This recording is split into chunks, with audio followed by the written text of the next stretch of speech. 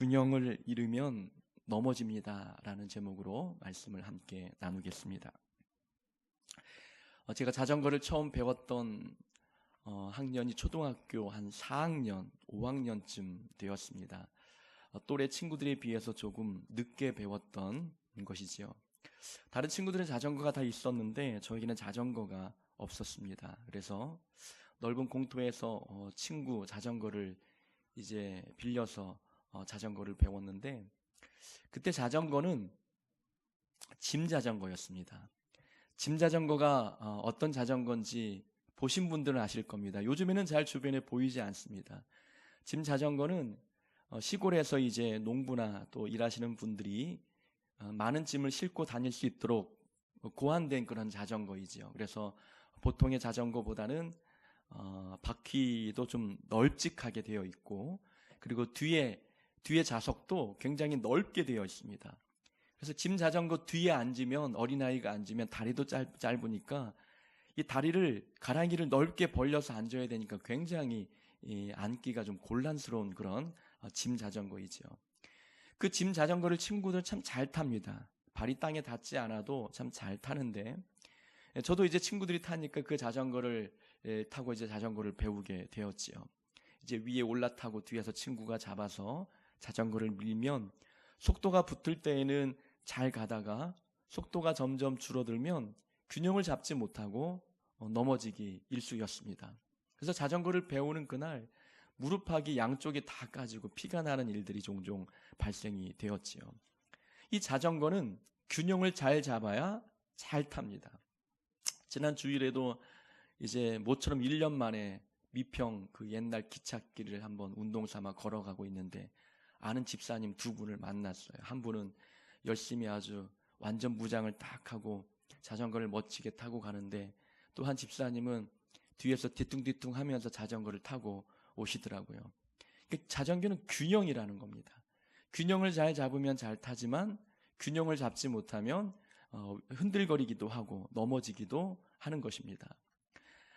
자전거뿐만이 아니라 삶에도 균형이 필요합니다. 삶을 살아가는 데 있어서 균형을 잡아야 할 많은 일들이 있다는 것이지요. 일과 가정의 균형. 일과 가정의 균형을 제대로 잡지 못하면 둘 중에 하나는 무너질 수밖에 없습니다. 또 사람과의 관계를 중시 여기는 그 마음과 어떤 일을 함에 있어서 성과를 중시 여기는 이 마음, 이 두 마음의 균형이 잡히지 아니하면 또 둘 중에 하나가 무너질 수밖에 없고 삶이 휘청거릴 수밖에 없게 됩니다. 또 자녀를 사랑하는 마음과 훈계하는 마음, 또 돈을 버는 것과 쓰는 마음, 먹는 것과 운동하는 이 균형, 삶에서도 모든 분야에서 균형이 맞지 아니하면 삶 전체가 흔들거리고 휘청거릴 수밖에 없다는 것을 경험을 통해서 알게 됩니다. 신앙생활은 어떻습니까? 신앙생활도 균형이 중요합니다. 자, 우리가 신앙생활이라고 단어에서도 보듯이 신앙과 생활의 균형이 매우 중요합니다. 신앙과 삶의 균형이 중요하다는 것이지요. 신앙을 위해서 삶을 등한시하거나 삶을 위해서 신앙을 등한시할 수 없다는 것입니다. 두 개 다 중요하기 때문에, 하나님 나라 가기 전까지 이 땅에서의 삶도 중요하기 때문에 우리의 신앙과 현재 주어진 삶에 두 가지 최선을 다하며 살아가야 하는 이 균형도 매우 중요합니다. 기도와 말씀의 균형도 중요하지요. 말씀 없이 기도만 하면 신비주의에 빠질 위험이 있지만, 기도 없이 말씀만 보면 머리만 커져서 교만할 수 있는 위험도 있습니다. 또한 성령의 은사와 성령의 열매의 균형도 중요합니다. 열매 없는 은사는 소리나는 구리와 울리는 꽹과리와 같다고 말씀하고 있는 것처럼, 성령의 은사가 있다면 거기에 걸맞는 성령의 열매도 함께 갖춰져야 하는 것이 이 영적 생활의 중요한 균형입니다. 예배와 봉사의 균형, 가르침과 배움의 균형도 매우 중요하고, 또 기독교의 본질이라고 할 수 있는 이웃사랑과 하나님 사랑의 균형이 무엇보다도 중요합니다. 그래서 기독교의 본질은 이웃과의 관계, 그리고 하나님과의 관계, 이 두 양축을 붙잡고 가야 하는 겁니다. 둘 중에 하나라도 놓치면 두 개 다 무너지는 겁니다. 쓰러질 수밖에 없는 것이지요. 하나님과의 관계에만 치중하면 자전거가 넘어지듯 신앙생활도 넘어질 수밖에 없는 겁니다. 우리가 십자가를 보통 수평과 수직의 교차점을 우리가 십자가라고 그러지 않습니까? 이 수평은 이웃과의 관계를 의미하는 것이고, 수직의 그 십자가는 하나님과 우리와의 수직적인 관계를 중시 여기고 있는 것입니다. 그것처럼 하나님께서는 우리에게 이웃과의 수평적인 관계, 하나님과의 수직적인 관계를 중시 여기고 있음을 말씀 곳곳에서 찾아볼 수가 있습니다. 지극히 작은 소자에게 한 것이 곧 나에게 한 것이다 라는 주님의 그 말씀을 보면은 이웃에게 한 그 행위가 하나님께 한 것과 같다는 겁니다. 이웃에게 하는 모습을 보면 하나님께 어떻게 행하고 있는지 이웃과의 관계를 통해서, 그 거울을 통해서 볼 수 있다는 것입니다. 주님이 가르쳐 주신 주기도문에서도 우리에게 죄 지은 자를 용서해 주면 하나님께서도 우리 죄를 용서해 주시겠다라고 말씀하셨어요. 나와 이웃과의 관계가 하나님과 나와의 관계, 밀접한 관계가 있다는 것을 우리에게 보여주고 있는 것이지요. 그만큼 하나님과 우리와의 관계는 우리와 이웃과의 관계와 밀접한 관계, 뗄래야 뗄 수 없는 균형을 갖춰야 할 매우 중요한 기독교의 본질임을 말씀합니다. 그래서 예수님을 따르는 제자들은 이웃과의 관계, 하나님과의 관계, 이 두 균형을 잘 잡고 가야 합니다. 오늘 말씀에 보면은, 오늘 본문의 말씀이 바로 수평적인 관계와 수직적인 관계에 대해서 말씀하고 있습니다.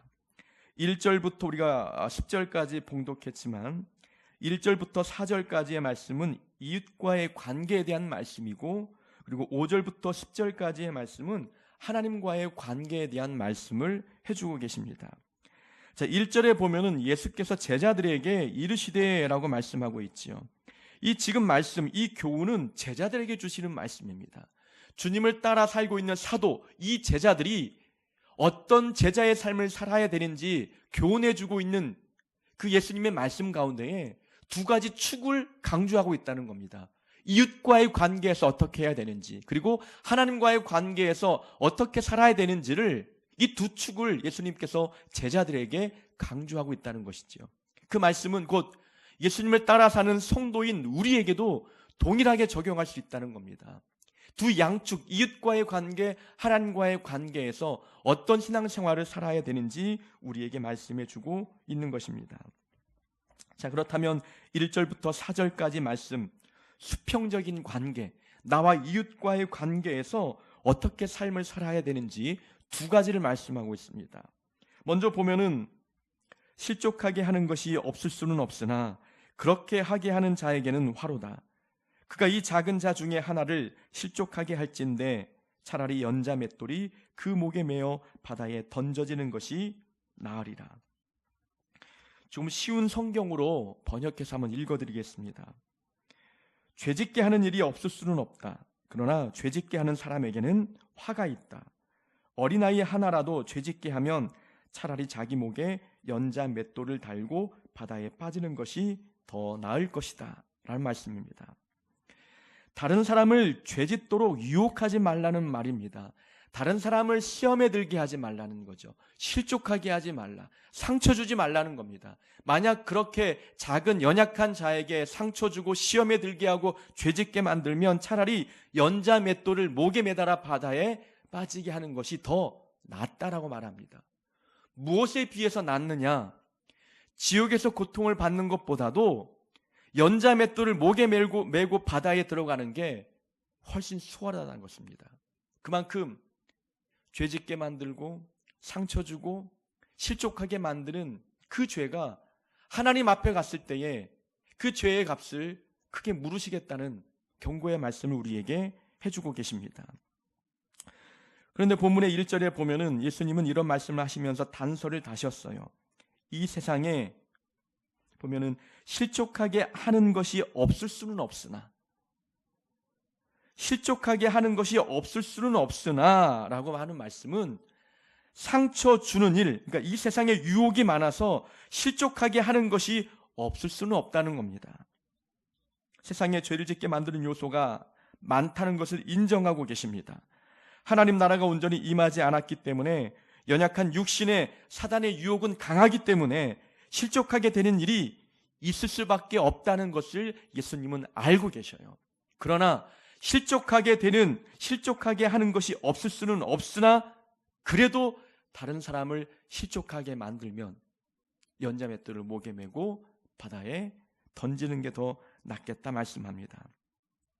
아니, 예수님도 실족하게 하는 것이 없을 수 없다는 것을 인정하고 계시다면, 그러면 누군가를 실족하게 하고 상처 주고 죄짓게 만들지 않으려고 아무리 노력해도 어떤 상황과 환경 때문에 불가피하게 그렇게 될 수밖에 없다는 것, 주님도 아는 것 아닙니까? 주님도 그것을 아시기 때문에 이렇게 말씀하는 것 아니겠어요?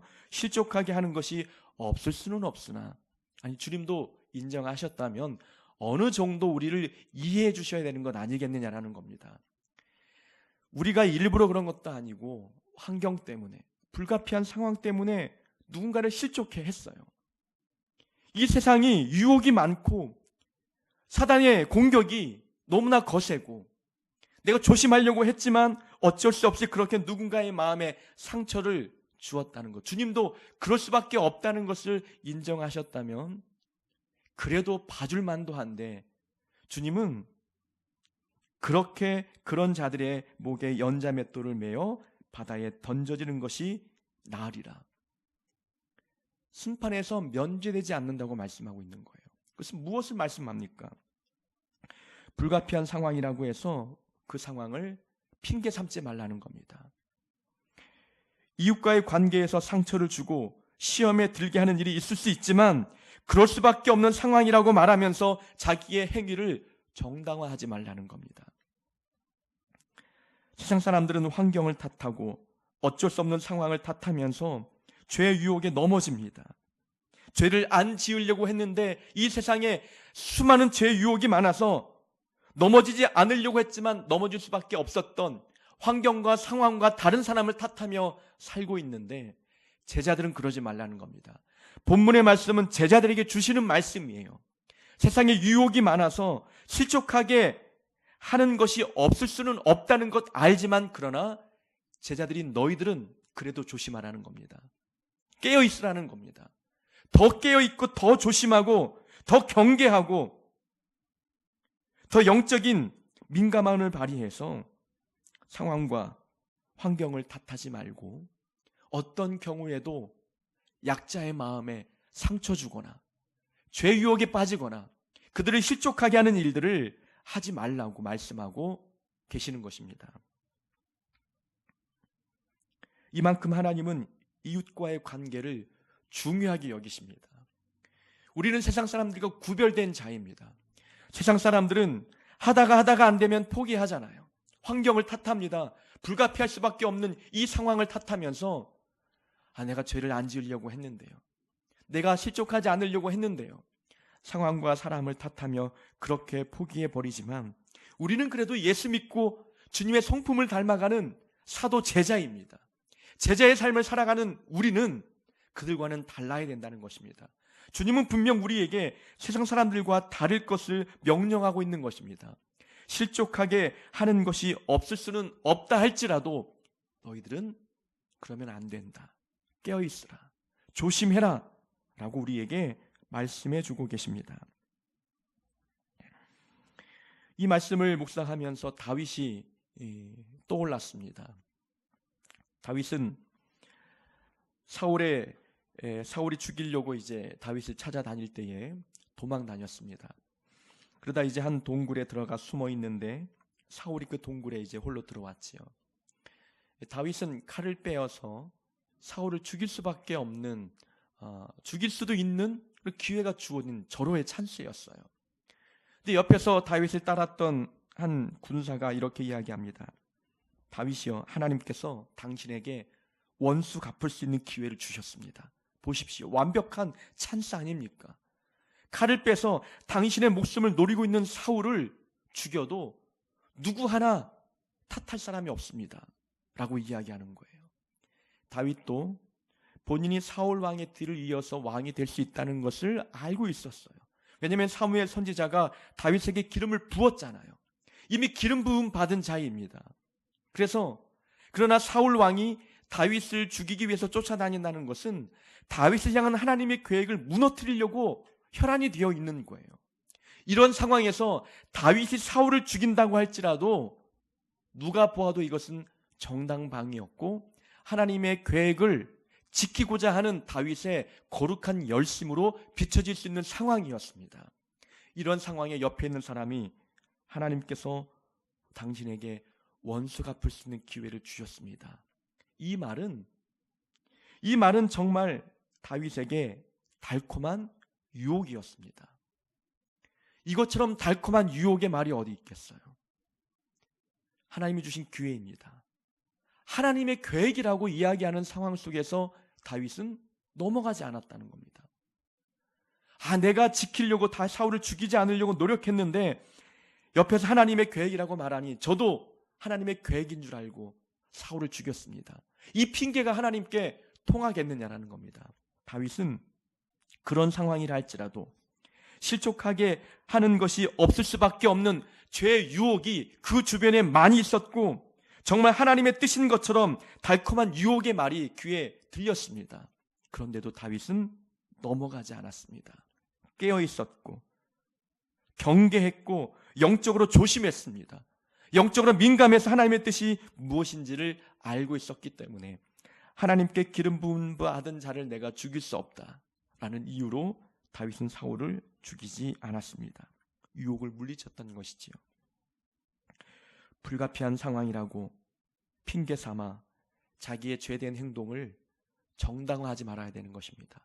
우리가 정말 깨어있고 우리가 정말 영적으로 조심한다면 이 죄가 관영한 이 세상에서 죄를 지을 수밖에 없는 상황이라는 것을 알지만 그래도 그 가운데서도 거룩과 순결을 지켜나갈 수 있는 믿음이 우리 안에 있다는 것을 우리는 말씀을 통해서 깨닫게 됩니다. 예수님은 작은 자 중에 하나를 실족하게 하지 말라고 이야기합니다. 작은 소자, 쉬운 성경에는 어린아이 중에 한 사람이라도 실족하게 상처 주지 말라고 말씀하고 있죠. 이 작은 소자, 우리 오늘날에 적용해 보면 누구를 이야기하는 것 같습니까? 작은 자, 가난한 자, 아니면 어린 자? 제가 곰곰이 생각해 보니까 공동체 안에서 영향력이 별로 없는 사람, 관심을 주지 않아도 그렇게 크게 교회 공동체에 피해가 되지 않는 그런 사람들을 의미합니다. 보통 우리는 그런 사람들을 무관심하게 대하잖아요. 그 사람이 있으나 없으나 교회에 문제가 없습니다. 그 사람이 없어도 공동체에 큰 악영향이 되지 않는 사람들이 있잖아요. 그들을 무시하지 말라는 겁니다. 공동체에 영향력이 없는 사람이라 할지라도 그들에게 관심을 가지라고 주님이 말씀하고 계십니다.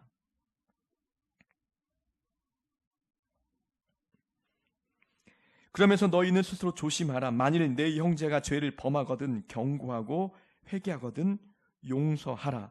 만일 하루에 7번이라도 내게 죄를 짓고 7번 내게 돌아와 내가 회개하노라 하거든 너는 용서하라. 자, 이웃과의 관계에서 예수님이 강조하셨던 첫 번째가 바로 실족하게 하지 말라는 것이었다면 두 번째는 용서에 대한 말씀을 해주고 계십니다. 자, 여기 말씀에 보면은 형제가 죄를 지으면 죄를 범하거든 경고하라라고 나와 있습니다. 3절에 경고하고, 영어로 말하면은 rebuke, 그러니까 비난하다라는 의미가 있습니다. 책망하다, 뭐 이런 경고하다 이런 뜻이 있거든요.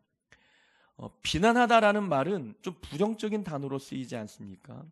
근데 쉬운 성경에 보면은 책망하라라는 말로 번역되어 있고 우리 개역 개정판에 보면은 경고하다라고 나와 있어요. 조금 순화시켜서 번역해 놓았거든요. 이 번역이 원문의 의미를 잘 담고 있다고 보고 있고 성경의 어떤 의미를 잘 해석해서 번역된 것이라고 저는 생각이 됩니다. 자, 죄를 지은 자를 비난하라라는 말은 부정적인 목적을 위해서 비난하는 겁니다. 그런데 뒤에 말씀에 보면은 만일 죄를 범하거든 경고하고 회개하거든 용서하라. 자, 그러면 여기서 말씀하는 경고는 어떤 목적을 이루기 위해서 경고하는 겁니까? 회개하도록 하기 위함이에요. 돌아오도록, 죄를 깨닫고 다시 회복되도록 하기 위해서 경고하는 겁니다. 그래서 영어에서 우리 뷰크라는 단어, 비난하다는 단어를 한국 성경에서 경고하다, 책망하다라는 말로 바꾸어 번역한 의도가 무엇인지 안다는 거예요. 비난 자체가 목적이 아니라는 겁니다. 책망하고 경고하는 것은 돌아오라는 겁니다. 이 단어 안에는 사랑의 마음이 들어있는 거예요. 저 사람이 지금 죄를 지었는데 속히 돌아오라고 경고하고 있는 겁니다. 너 그 삶에서 돌아오지 않으면 큰일 나. 하나님 알고 계셔.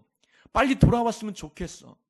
무조건 그의 단점과 약점과 그의 죄를 고발하는 게 아닙니다. 비난하는 게 아니라 빨리 돌아오라는 겁니다. 지금 죽음이 눈앞에 있으니 빨리 돌아오라고 경고하고 책망하고 있는 것이지요. 그래서 목적은 그의 회개를 위한 목적이 되어야 된다는 겁니다. 누군가의 잘못이 눈에 보이면 우리 비난하기에 앞서 그 비난 자체가 사랑이 근거가 되어 있어야 됩니다. 사랑에서 발언된 경고, 사랑에서 발언된 이 경고와 책망을 통해서 그 영혼이 돌아올 수 있도록 권면해야 되는 겁니다. 그 사람 마음에 상처를 주면 안 되겠죠. 실족하게 하면 안 되는 겁니다. 오늘 앞에 말씀과 연결시켜 적용해 보면은 죄를 지은 사람의 눈에 보여도 그를 실족하게 하지 말아야 된다는 겁니다. 권면하여서 돌아올 수 있도록 그 마음을 움직여야 되는 겁니다. 그래서 만약 그렇게 경고해서 그가 회개하거든 용서하라는 겁니다. 그것도 하루에 7번이라도 회개하면 7번 다 용서하라는 거죠. 우리가 알고 있듯이 성경에서 7이라는 숫자는 완전수입니다. 그래서 7번 용서하라는 것은 영원히 용서하라는 겁니다. 수도 없이 죄를 짓고 수도 없이 회개해도 용서하라는 거예요. 그것이 이웃을 대하는 제자의 모습입니다. 우리는 그렇게 말할 때가 있어요. 이번만 용서할 거야. 딱 마지막이야. 똑같은 죄를 지었습니다. 내가 전에 얘기했지. 이번만이라고. 내가 한 번 더 용서할게. 3번, 4번. 우리는 늘 말할 때 이번만이라고 했는데 왜 또 그렇게 했어라고 이야기하잖아요. 근데 성경에서 말할 때 7번이라도 용서라는 말씀은 어떻게 하면 7번이 용서가 될까요? 어떻게 하면 계속 매번 용서가 될까요?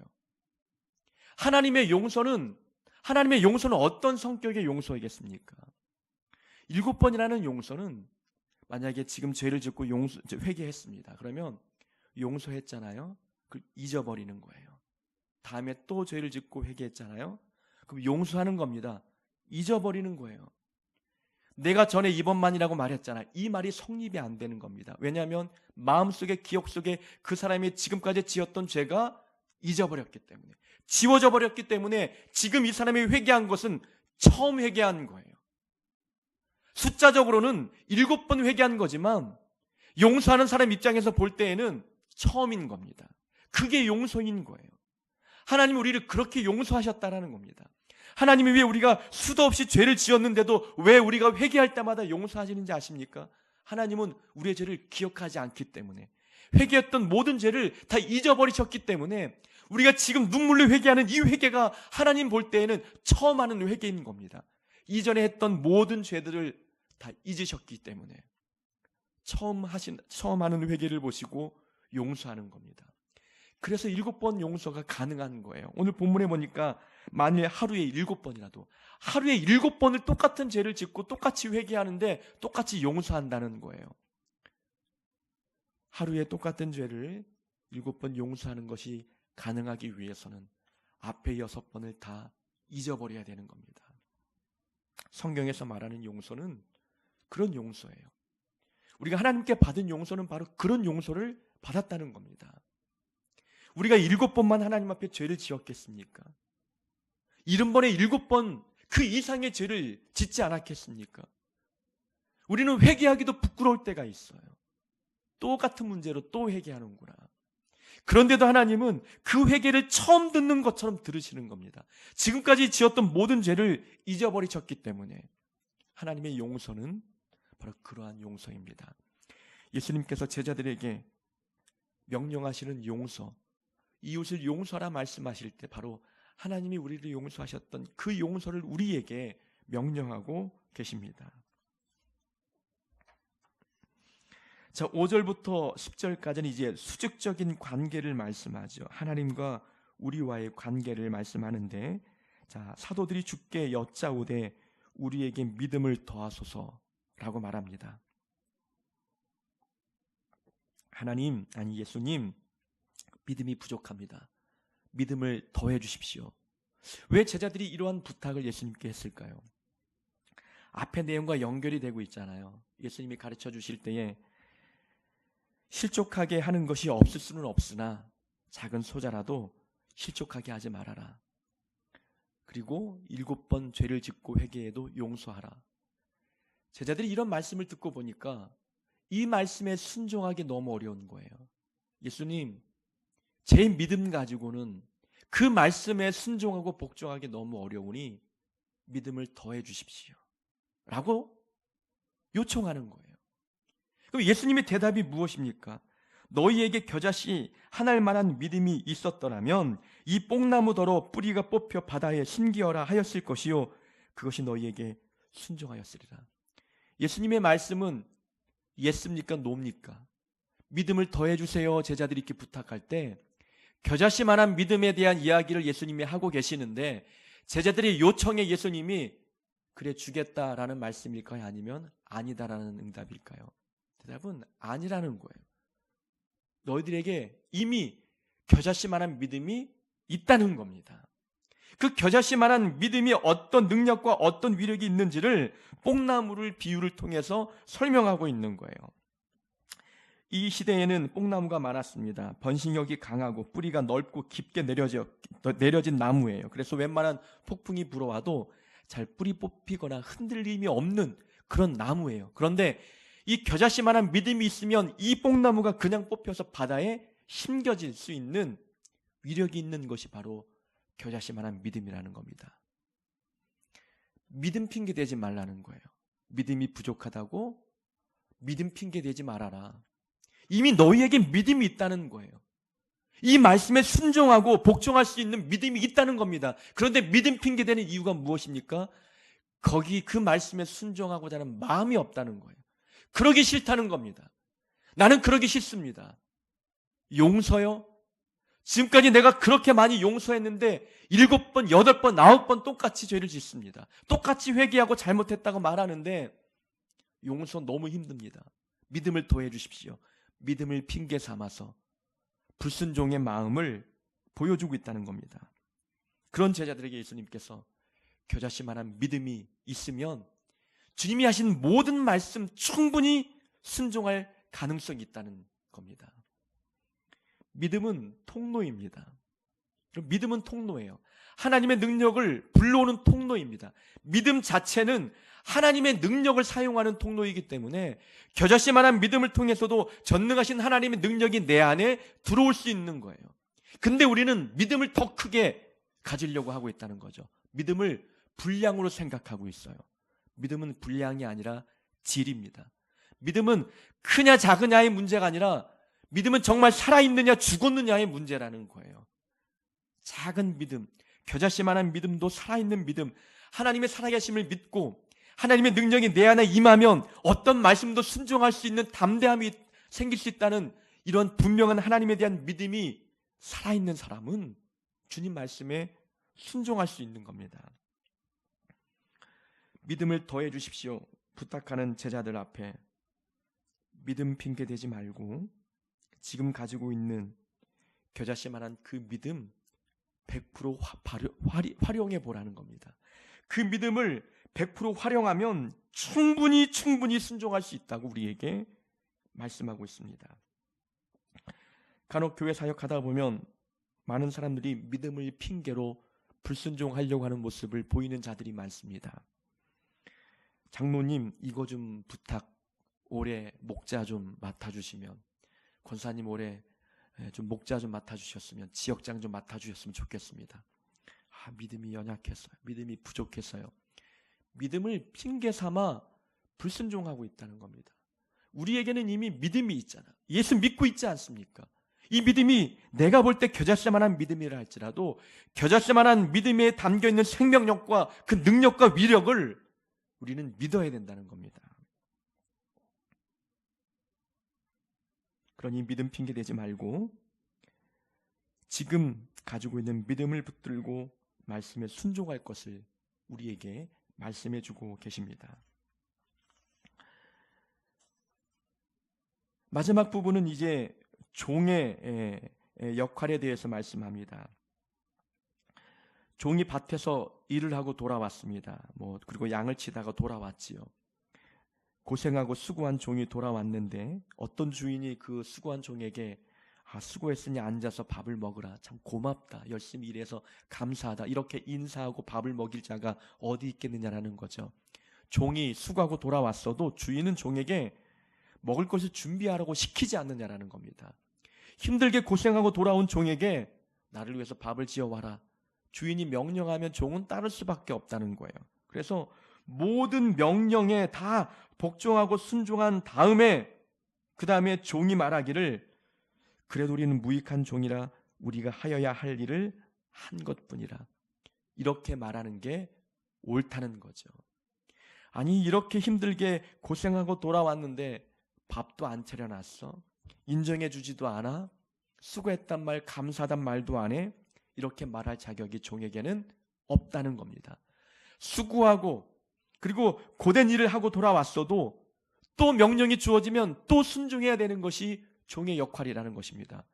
모든 일에 다 순종하고 지쳐 그렇게 복종하고 난 뒤에도 내가 해야 할 것을 한 것뿐이야 라고 말하는 것이 하나님의 자녀인 우리의 모습이라는 것입니다. 생색내지 말라는 거죠.